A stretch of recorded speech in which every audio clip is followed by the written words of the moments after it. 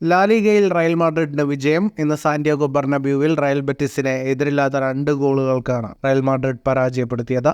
Super താരം Kylian Mbappe ഇരട്ട ഗോളുകളുമായി റയലിന്റെ വിജയത്തിൽ തിളങ്ങി. താരത്തിന്റെ ആദ്യ ലാലിഗ ഗോളുകളാണിത്. ഗോൾ രഹിതമായിരുന്നു മത്സരത്തിന്റെ ആദ്യ പകുതി. രണ്ടാം പകുതിയിൽ 67-ാം മിനിറ്റിൽ റയൽ മാഡ്രിഡ് ലീഡെടുത്തു.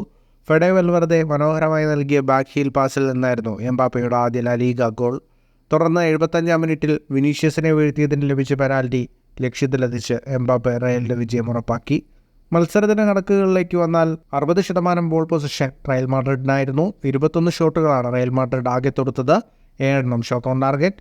611 പാസുകൾ 89% കൃത്യതയോടെ റയൽ മാഡ്രിഡ് പൂർത്തിയാക്കി. 11 ഷോട്ടുകളാണ് റയൽ ബെറ്റിസ് തൊടുത്തത്. 2 ഷോട്ട് ഓൺ ടാർഗറ്റ്.